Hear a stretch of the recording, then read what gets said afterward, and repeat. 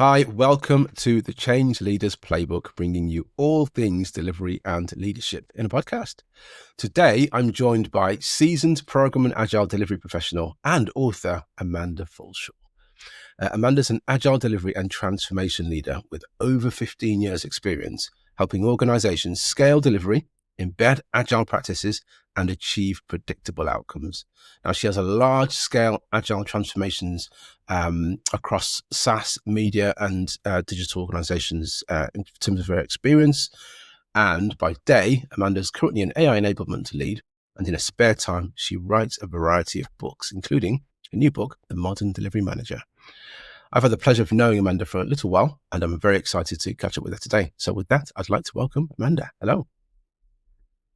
Hello, Cliff. Really nice to be here. Excellent. So it's been, well, I don't think it's been that long, but I'm glad we are meeting and catching up again. Yeah, always good to see you.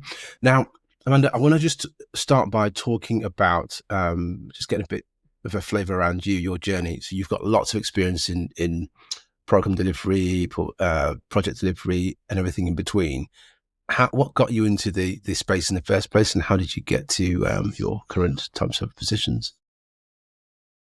That's a really interesting question because I actually started out training to be a nurse Wow. for about 18 months and I couldn't pronounce the drugs.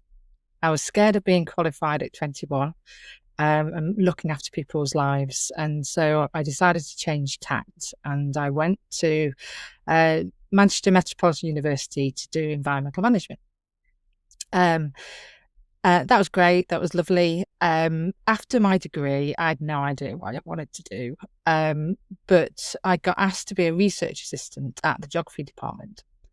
And in that department, it was 1996, so the internet had just arrived.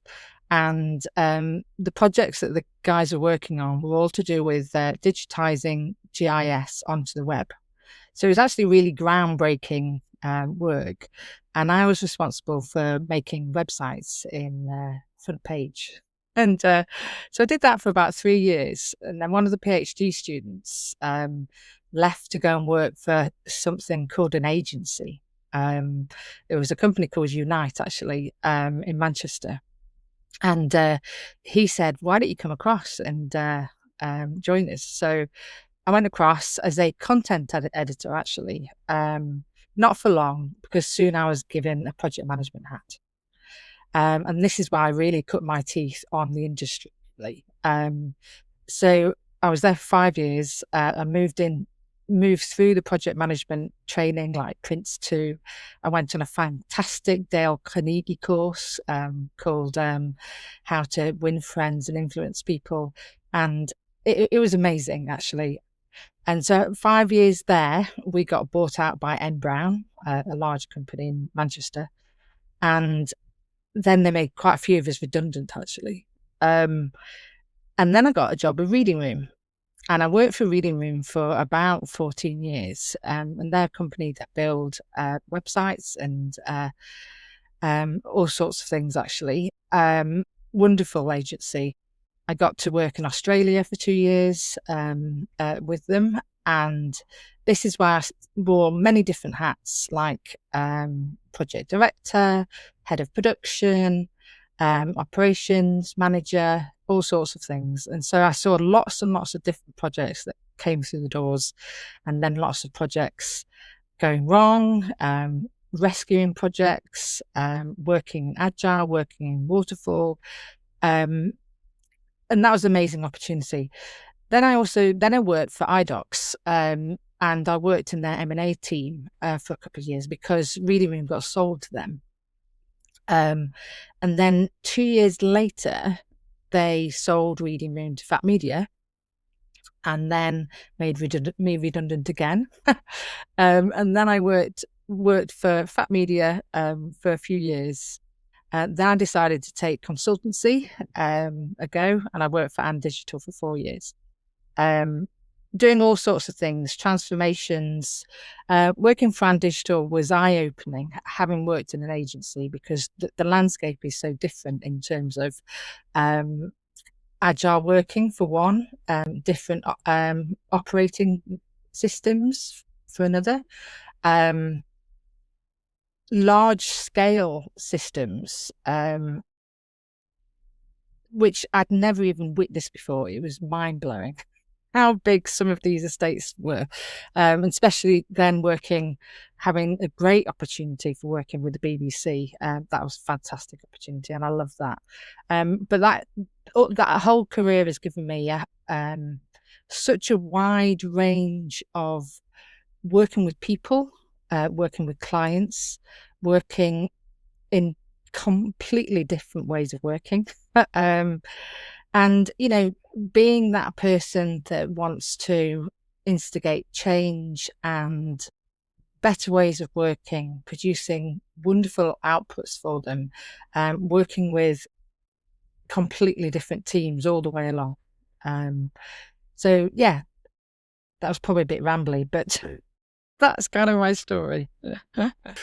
Now, you've done a lot recently, and I still don't know how you managed to do this right in work. You've been writing, and you've been doing all sorts of things in between that. Do you want to tell us about what got you into writing in the first instance? Because I think it wasn't just, in fact, I talked about the modern delivery manager, which is one thing I really want to touch on a lot today. But you started writing like other types of books as well. So do you want to talk about that a bit?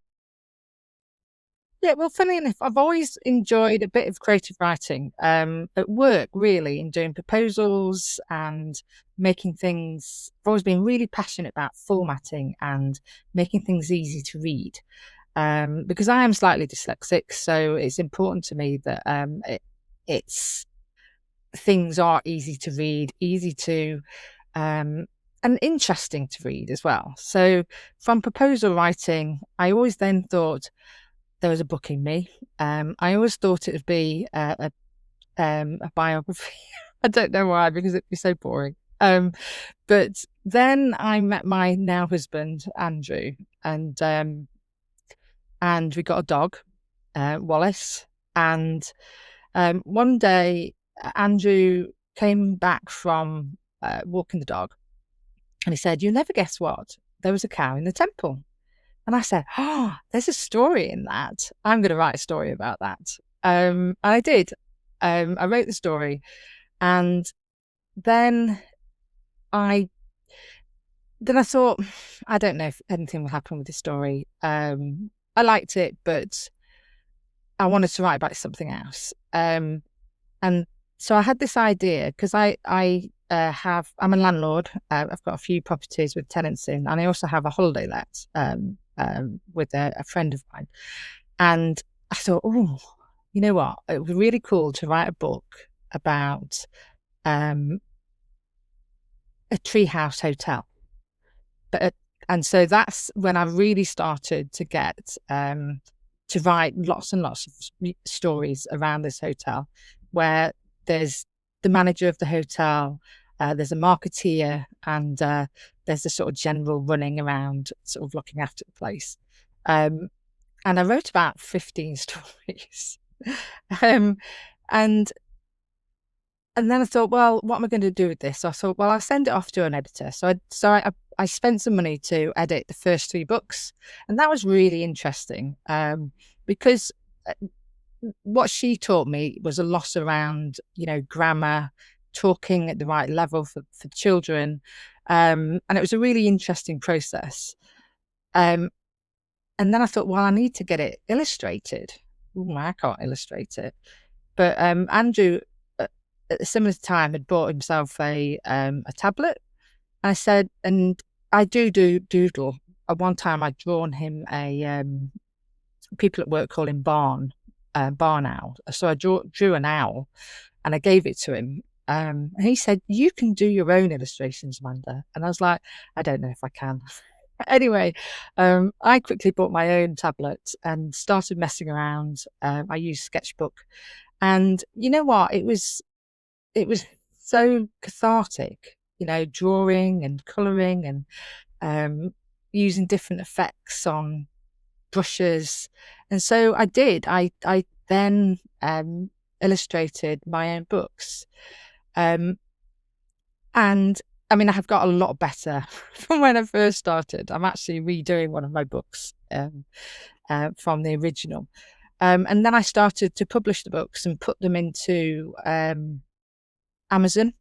It's quite a complicated process, but I did manage to get them published on Amazon's site.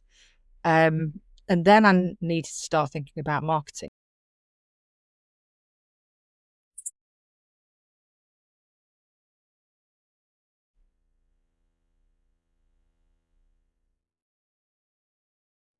I mean, that is brilliant. I'm just as you were speaking, I was just thinking you've got a lot of things on the go as well as your profession, and we could talk about your profession all day long.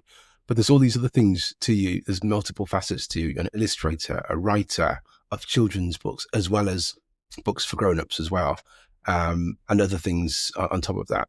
But a landlord as well. Goodness me.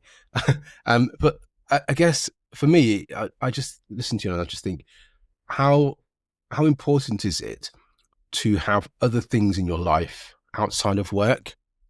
And what does that mean to you? I know it's not something I was planning to ask, but just the more I listen to you, the more I think, there's more to you than meets the eye.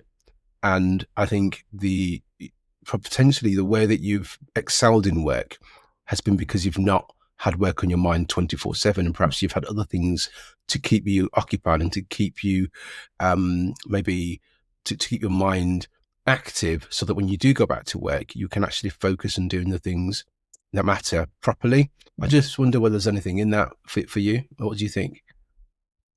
I think there is. I think there's an element of control in the work that you do yourself, and not everything is controlled in a work environment. So that it gives me a lot of satisfaction in what I do. It's also given me more confidence at work, actually, particularly because with children's books, I had to go cap in hand to local books and say, I've written these books. Do you think you would put them on the shelves?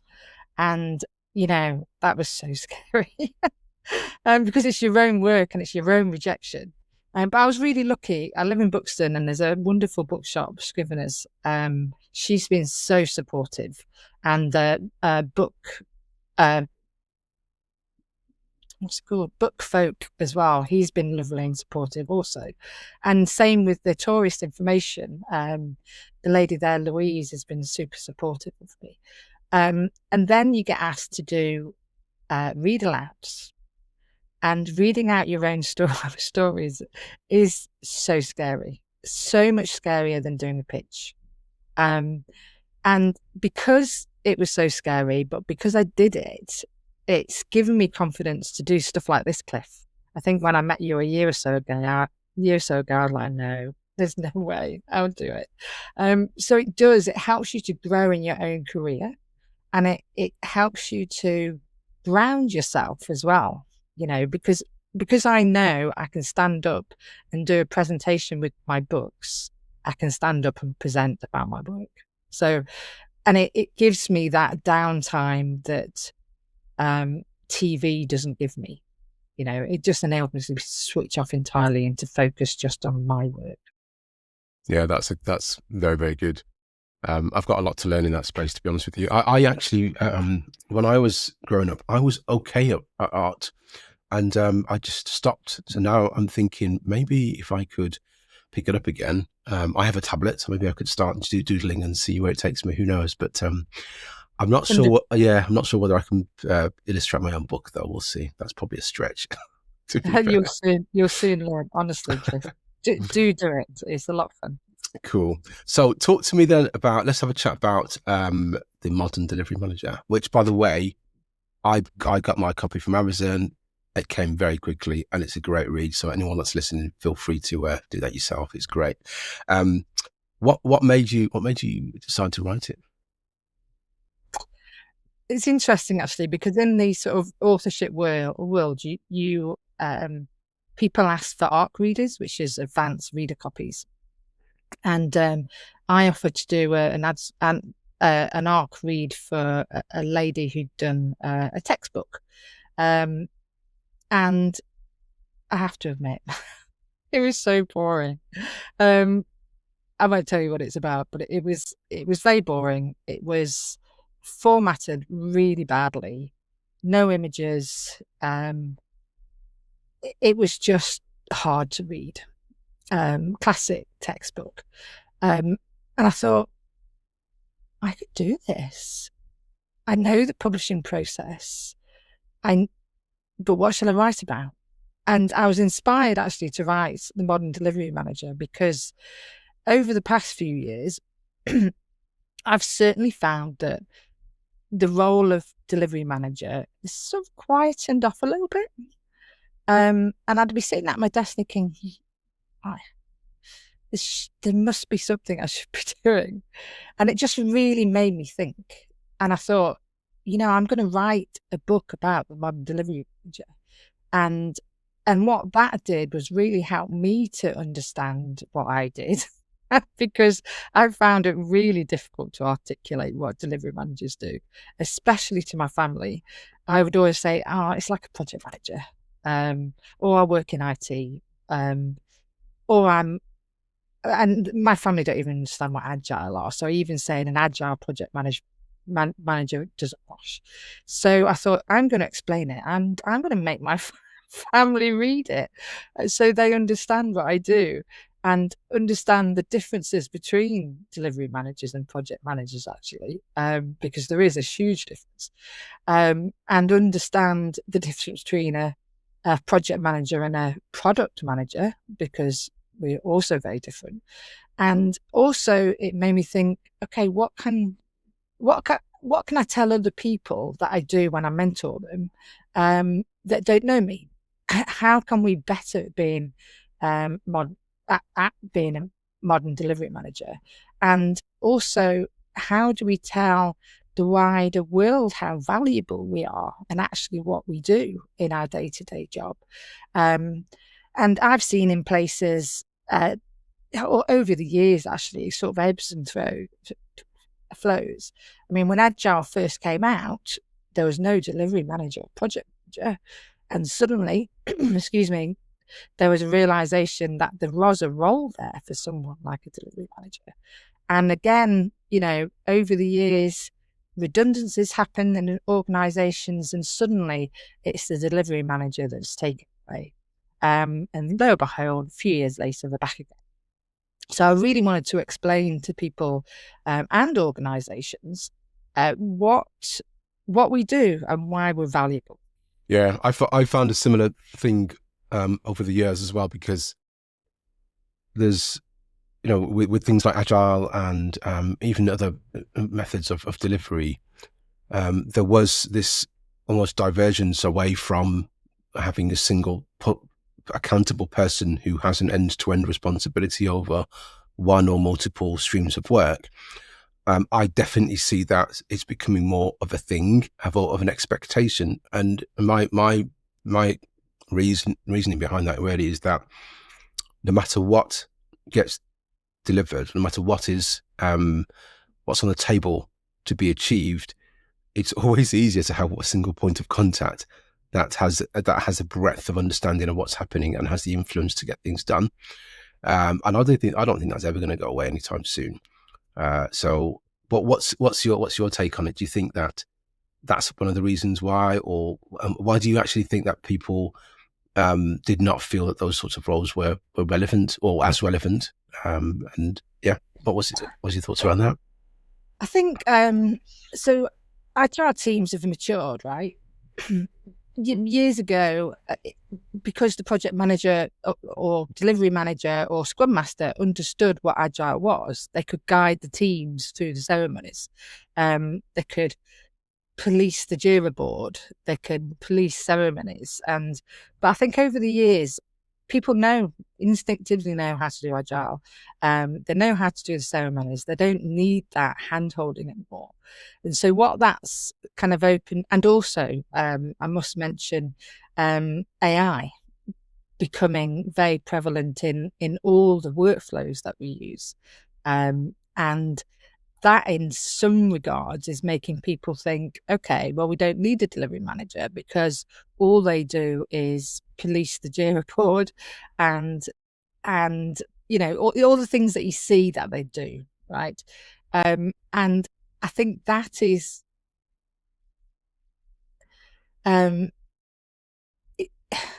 people might think that those tools take delivery managers away, but they've completely lost the point of what we actually do day to day.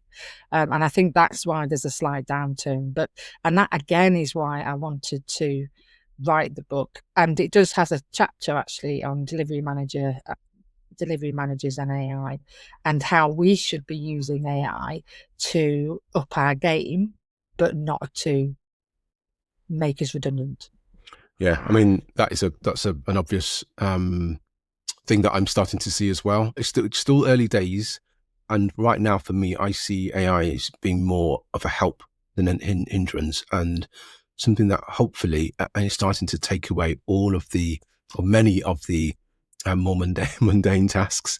And what I'm finding is that it's freeing me up to think more and make better decisions as a result of it. But what are your thoughts around maybe distilling that chapter in terms of how is AI evolving in terms of delivery roles, and how can we use it to the best of our abilities?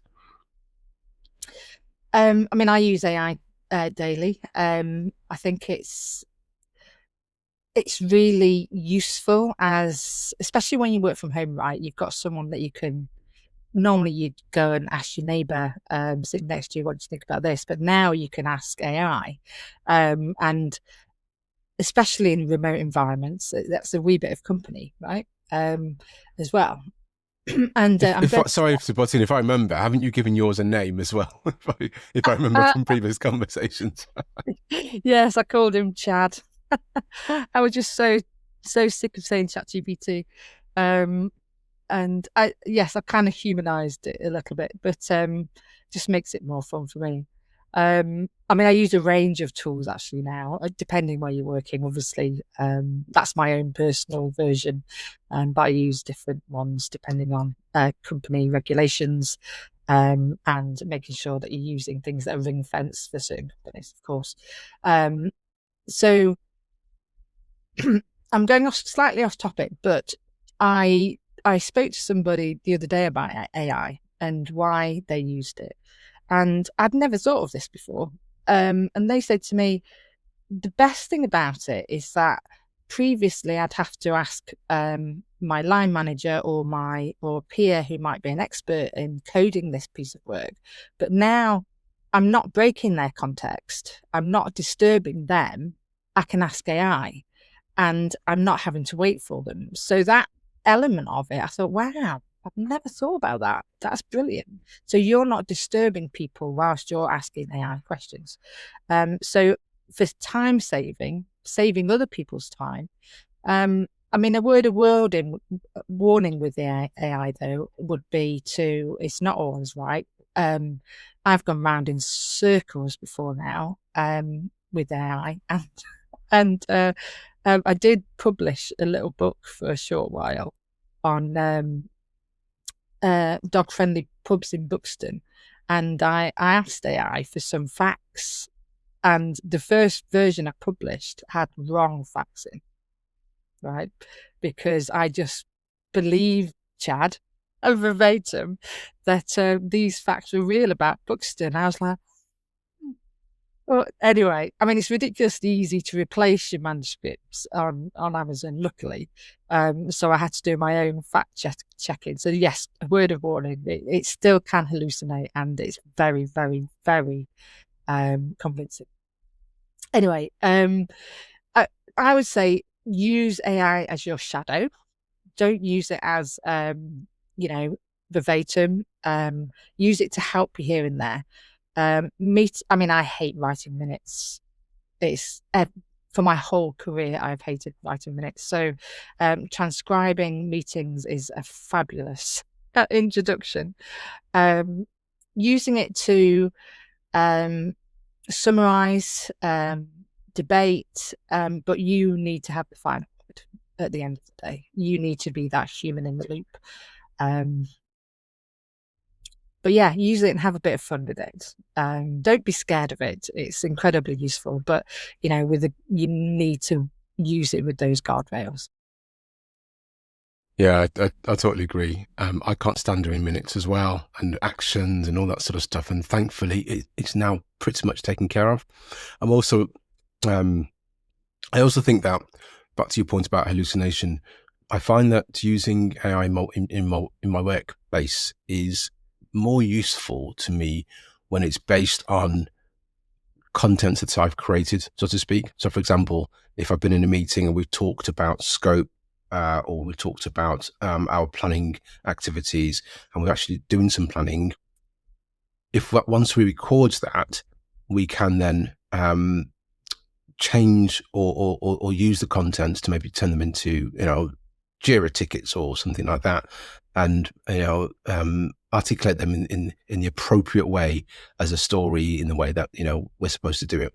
That's the sort of thing that thankfully I don't have to do that much, but it would be very laborious to do it, or even to write things as requirements. You can now do it in such a way, use your transcripts to write things the way this should be structured, so that other people can actually work from them. And for me, those sort of low-hanging fruit areas are really, really powerful and save a lot of time on a personal level. So yeah, I agree. Right. So how do you think that delivery roles then are evolving? So we've still got, the evolution of agility. I would still say that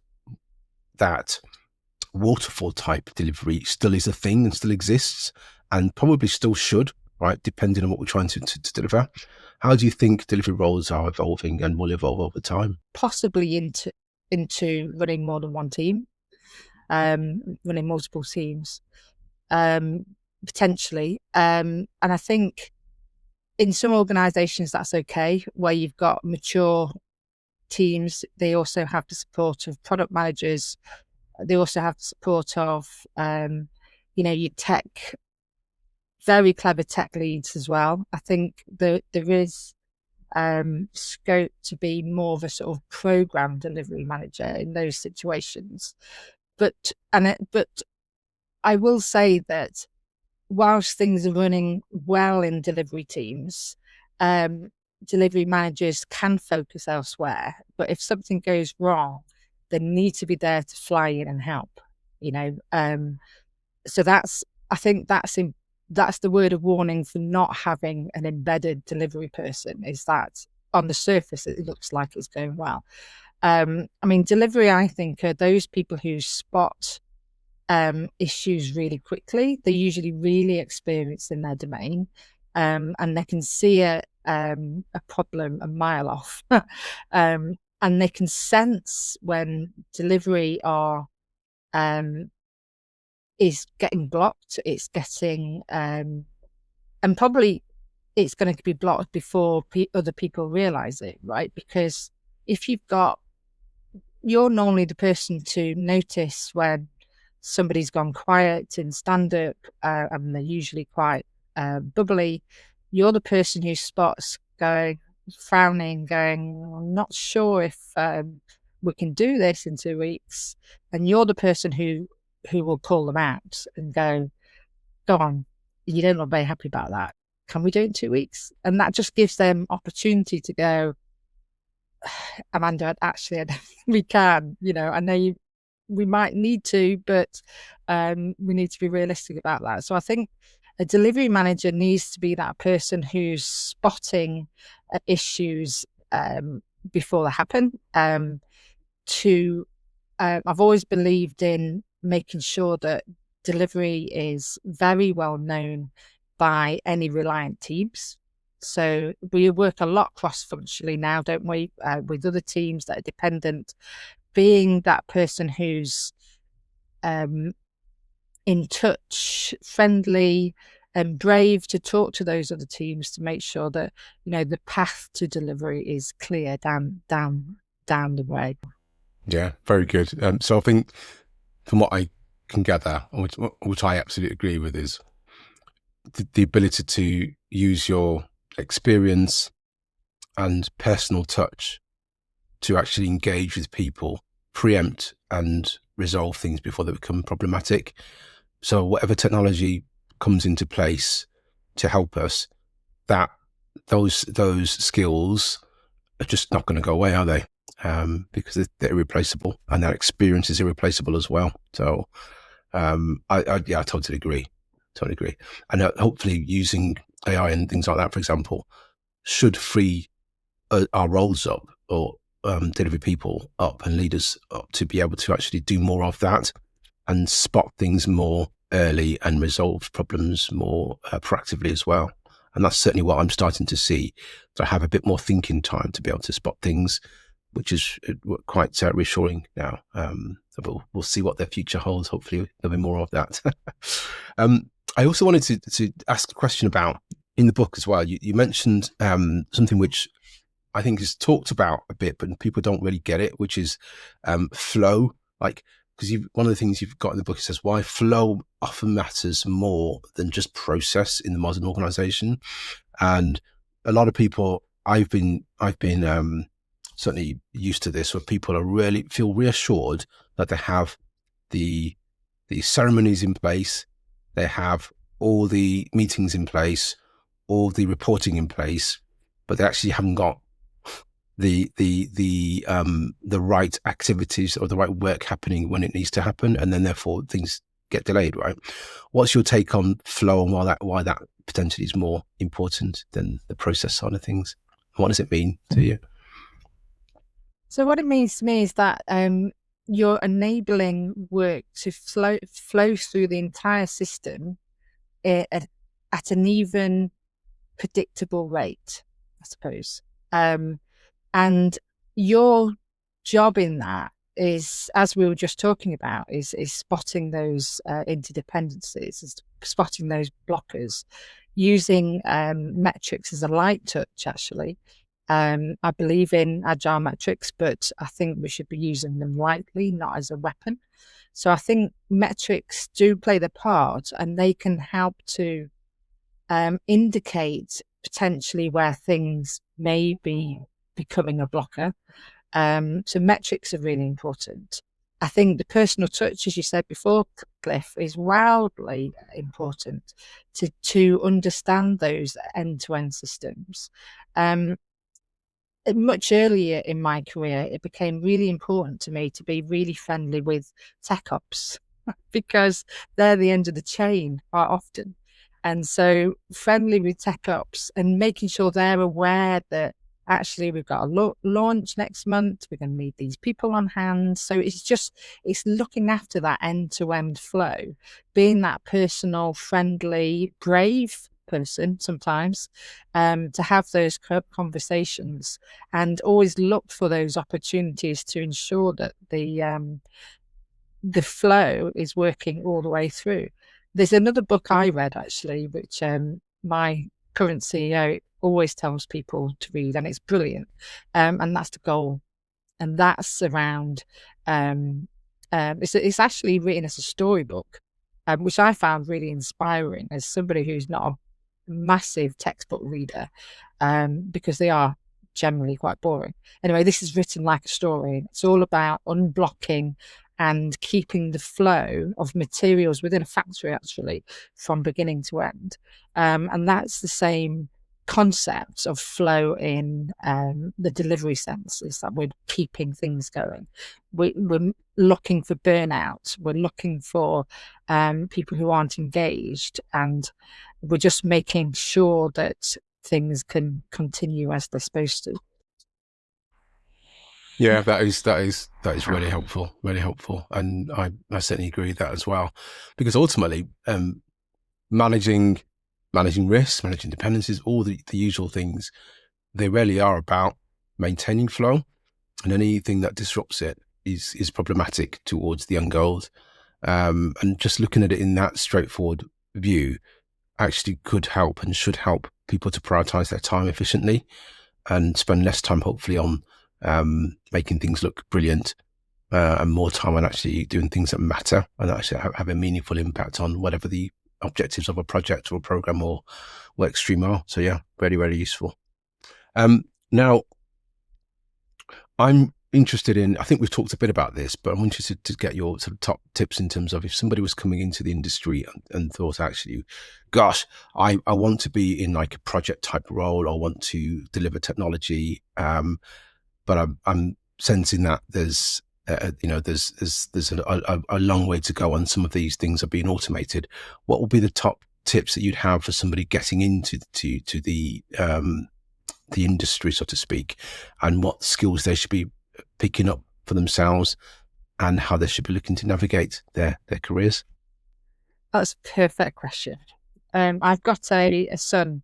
He was 28 this weekend, actually. And ever since sort of he started uni, I've been saying to him, you'd make a brilliant project manager or delivery manager. I've said it to him for years. He's not doing it yet. Anyway, I gave him my book at Christmas, and he texted me only the other day because he'd been on holiday, so he took my book along. And he texted me saying, I'm going to read it out because I've read your book. I found it inspiring, and I think the practical advice is really clever and will be useful to come back to in the future. And you know what? That made me so happy, and it made me so proud of him. And I really hope he comes into delivery or project management because it's a brilliant career. Anyway, I would certainly recommend, I think, start off as a junior project manager. I think project managers, whilst they are different to delivery managers, the project management does give you tools that you would use as a delivery manager, such as, RAID and stakeholder management and all sorts of things that you use in both project management and delivery management. So I would definitely do project management courses, and just start off brave as a junior, shadow some other delivery or project managers, and just get used to the domain that you want to be working as a delivery manager or a project manager, and really soak up the personalities, the ways of working, look at agile practices, and for those of us really who want to up our game in delivery management, my advice would be to try and upgrade one ceremony at a time. So, because I don't know, you can be in stand-ups and they've been the same for the last year and everyone's bored of them. So, mix it up, make it fun again. Work should be fun. We're here a long time, so it's important work is fun. So yeah, upgrade your ceremonies, be braver, talk out, talk. If something feels off in a meeting, and you're sensing something, then be brave and call it out. It's a safe place. If you've created these ceremonies that are safe places, then it's also safe for you to talk, right? And say, I think it's 3 weeks. And as you get more experienced, you know instinctively if a team can deliver something that's been asked, in the space of time that they've been delivered. So it's just being brave and calling it out, and get to know as many people as you can in that industry, in your environment. I think that's also important. Yeah, they are really good points. A couple of things that came to me was around getting to know people, that networking, and trying to just involve yourself into the industry that you're working in, and something that I'm terrible at, which is making work fun. So the more fun you make things for people, the more engaged they are, and the more they open up to you and trust you with more, and ask you for more, invite you to more. I probably still have a lot to learn in terms of making things fun and engaging, certainly meetings, because I just want to get them done and get the information that I need from it, or give the information that I need. And it's not always about that. It's not always transactional. So, yeah. No, it's very human. And the other thing I would say is have one-to-ones with your team.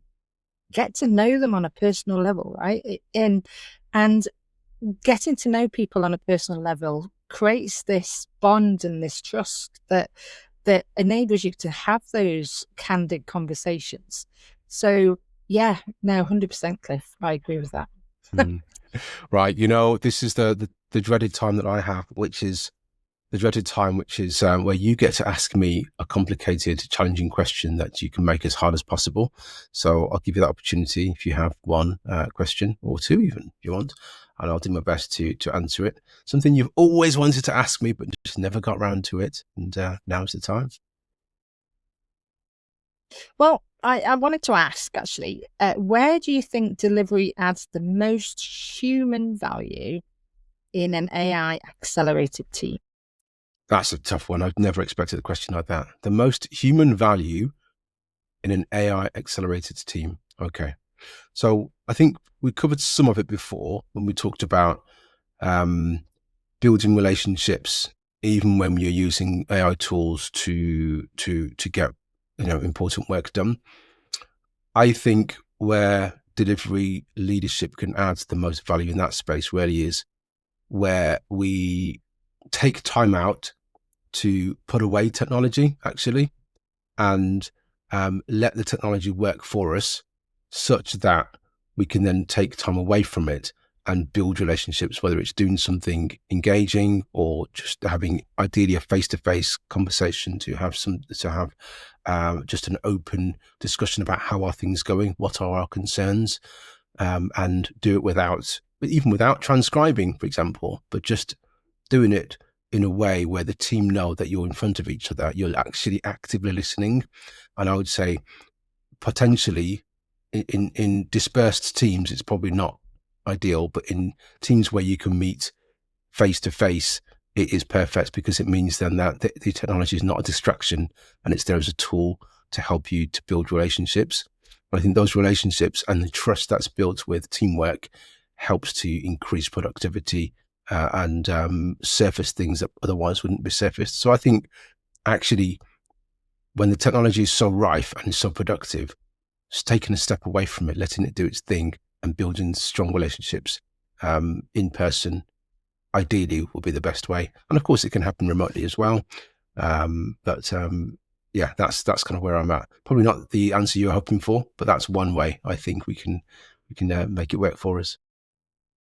No, I agree with you. And you just reminded me actually, in one of my teams, a few years ago, we used to, every 2 weeks we used to have game afternoon, just only for 20 minutes, but we just play some fun games, and that helps to, like break down the barriers and create relationships and trust. So, no, I agree.